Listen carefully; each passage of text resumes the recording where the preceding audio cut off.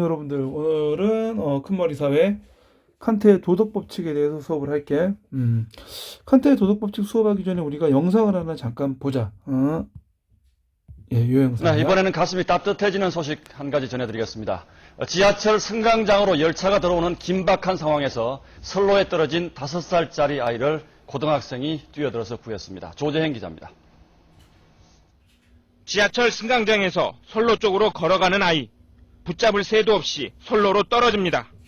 엄마가 황급히 달려오고 뒤로 열차 불빛이 보입니다. 위기의 순간 반대편 승강장에서 누군가 선로로 뛰어듭니다. 날듯이 선로를 건너더니 재빨리 아이를 낚아채 안고 건너편으로 피합니다. 그 순간 열차가 들어섭니다. 불과 10초 사이 일입니다. 아이를 구한 사람은 고등학교 2학년 김대.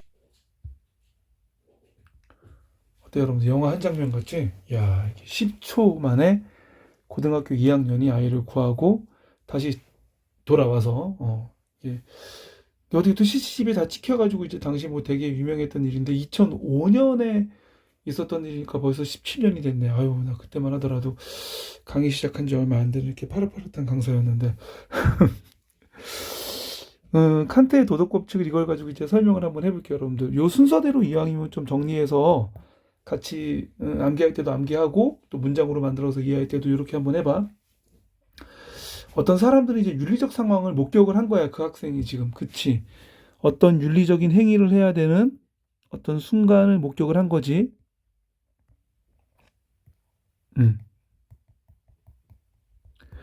그리고 난 이렇게 행동해야 돼 라고 어떤 생각을 한 다음에 그 아이를 구했을 거야. 그때 이 고등학생으로 하여금 이렇게 행동해야 돼 라고 하는 것들을 떠올리게 한 걸 칸트는 뭐라 그러냐면 실천이성이라 그래. 그러니까 실천이성이라고 하는 건 어떤 인간의 행위 실천과 관련된 인간의 사유를 가능하게 하는 이성을 바로 실천이성이라고 한다. 그럼 이때 이 실천이성이 어떤 것들을 고려해서 그렇게 행동하게 했을까? 그거는 이제 칸트가 나중에 얘기할 텐데 결과는 아니라는 거야. 이 고등학생이 아이가 떨어진 걸 보고 출발하는데 걸린 시간이 0.6초래. 당시 기사를 보면 0.6초 동안에 과연 여러 가지 결과들을 고려하고 뛰어내렸을까? 야, 내가 얘를 구하면 혹시 저 부모님들이 나한테 사례금을 주지 않을까? 야, 얘를 구해서 내가 서울시장 표창장을 받아서 그걸로 대학을 가야지. 수시로 입학을 해야지. 그런 생각을 하는데 0.6초라는 시간이라는 게 충분했을까, 과연? 아마 그 학생은 그냥 순간 이렇게 생각했을 거야. 나는 쟤를 구해야 해. 쟤 떨어졌다. 구해야 해. 그럼 이때는 결과가 아니라 이게 뭐였냐면 의무감이라는 거야. 나는 쟤를 구해야만 해. 즉 실천 이성이 의무감, 의무의식에 입각해서 행위 준칙을 만들어낸 거야. 쟤를 구해야 돼. 무슨 말인지 알았어? 그 행위 준칙에서는 어떤 조건도 존재하지 아마 않았을 거야. 사례금을 받고 싶다면, 대학에 입학하고 싶다면 이런 조건이 없는 행위 준칙이었을 거야. 그래서 칸트는 의무의식에 입각한 행위 준칙은 조건이 없는 정언명령의 형태를 띈다라고 얘기했어. 뭐라고 여러분들? 정언명령의 형태. 그리고 또 칸트가 얘기하기를 이때 행위 준칙에 있어서의 융일한 동기는 오로지 의무감만이 된다. 그래서 우리가 통상적으로 여러분들이 이게 의무론적 윤리에서는 동기를 중시한다고 하지만 다양한 동기를 인정하진 않아. 오로지 의무의식만을 유일한 동기로 인정을 해. 이게 유일한 동기야. 무슨 말인지 알았지? 그런데 그러면 실천이성이 의무의식에 입각해서 만들어낸 정언명령 형태 행위 준칙이 이제 도덕법칙이냐? 그거는 아니야. 그냥 여기까지는 아직은 행위 준칙이야. 그게 도덕법칙이 되려면 칸트가 하나 더 얘기하는 게 더 있지. 그 행위 준칙 속에서 모든 인간이 수단으로서 대우받는 것이 아니라 목적적 존재로서 대우받아야 된다는 거야. 무슨 말인지 알았어? 그래서 여기 또 나오지. 교재에서는 모든 인간이니까 보편화 검사, 그리고 뭐 목적적 존재로서 대우니까 인간 존엄성 검사라고도 이렇게 설명을 하는데 그냥 모든 인간이 목적적 존재로서 대우받는다. 그렇게 이해해, 그냥. 그걸 또 굳이 뭐 보편화, 뭐 인간 존엄성 검사라고 해서 두 개의 개념으로 암기하지 말고. 정언명령 형태의 행위 준칙 속에서 모든 인간이 목적적 존재로서 대우받을 때 비로소 그 행위 준칙은 도덕 법칙이 될 수 있다. 그럼 칸트는 인간을 수단적 존재로서 대우하지 말라 그랬느냐? 칸트가 하고자 하는 말은 수단적 존재로서 대우하지 말라는 게 아니라 수단적 존재라도 존엄한, 즉 인간의 목적적 존재라는 본질적인 인간의 그런 어떠한 그런 가치는 훼손해서는 안 된다는 거야. 그러니까 인간은 수단적 존재로 대우받을 수도 있고 받지 않을 수도 있는데 대우받던 대우받지 않던 본질은 목적적 존재로서 대우받는 거라는 거지. 무슨 말인지 알았어요, 여러분들?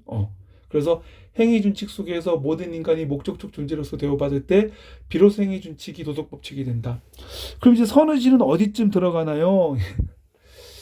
이 도덕법칙을 인간이 지키려고 할 때 그것을 바로 칸트는 뭐라 그래? 선의지의 작용이라 그래. 도덕법칙을 다 누구나 행위준칙으로서 도덕법칙을 다 이성으로 떠올릴 수는 있어. 하지만 그걸 모든 사람이 지켜나가는 건 아니잖아. 방금 봤던 그 영상에서도 모든 사람이 다 지하철 선로로 뛰어내리진 않았지. 그 학생만이 뛰어내렸잖아. 그때 그 학생을 뛰어내리게 한 그 의지가 바로 여러분들 선의지. 유일하게 선한 것. 칸트가 얘기하지 바로 그걸 선의지라고 얘기하는 거야. 됐어, 여러분들? 그래서 칸트의 도덕법칙은 좀 이런 식으로 딱딱딱 암기하기보다는 요 순서대로 좀 이해를 하면 문장으로서 이해하면 좀 더 쉬울 거야. 실천 이성이 의무의식에 입각해서 만들어내는 정언명령 형태의 행위 준칙이 모든 인간을 목적적 존재로서 대우할 때 비로소 도덕법칙이 되고 그 도덕법칙을 지키려고 하는 의지를 바로 우리는 선의지라고 한다. 여기까지인데 조금 부연 설명을 더 해볼게. 그럼 칸트는 도대체 이런 도덕법칙에 대한 설명을 왜 할까? 우리는 보통 칸트를 근대 철학의 완성자 또는 근대 철학을 완성시킨 철학자라고 얘기하는데 근대 철학의 핵심은 뭐냐면 여러분들 중세 철학의 핵심은 신이었어. 이 신의 자리를 인간으로 대신하면 그게 곧 근대 철학이야. 근데 이 근대 철학을 앞두고서 상당히 많은 사람들이 불안해해. 왜냐하면 중세까지는 이 세상은 모두 신이 만들었고 신이 만들어 놓은 규범에 따라서 살면 그것이 곧 선이야.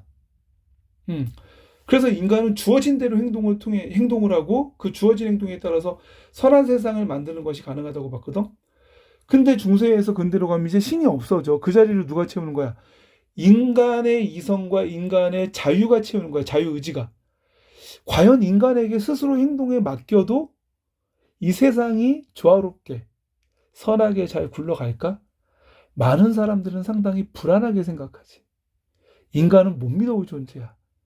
탐욕스럽고 타락한 존재인데 인간이 스스로 선을 지킬 수 있다고? 인간이 스스로 선을 지킬 수 있다는 걸 설명하지 못하면 근대는 어때요, 여러분들? 완성되기 어렵죠.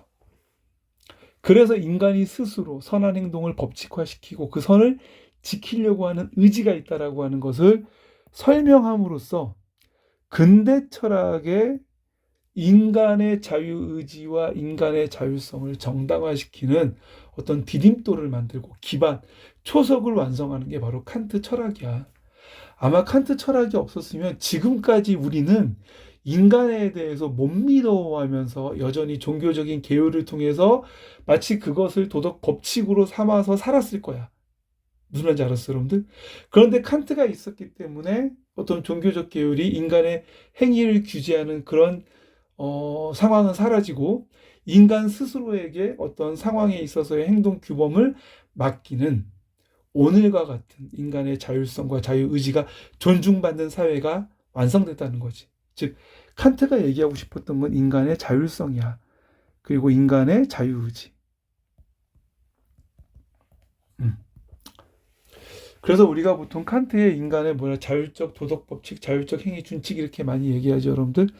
그래서 칸트는 이런 행위준칙을 통해서 인간이란 존재는 자율적이고 인간에게 스스로 맡겨도 세상은 잘 굴러갈 수 있어 라고 하는 것들을 설명하려고 이 도덕법칙에 대해서 상당히 공을 들이지 않았을까, 그렇게 좀 생각을 해보고 윤사를 하는 학생들은 이런 식으로 좀 그냥 도덕법칙만 딸딸 외우지 말고 그것이 왜 근대 철학하고 어떻게 연결되는지를 좀 이해하면 조금 더 칸트 철학이 재밌지 않을까, 그런 생각을 해보고 오늘 강의는 여기까지 할게요. 여러분들 수고했다.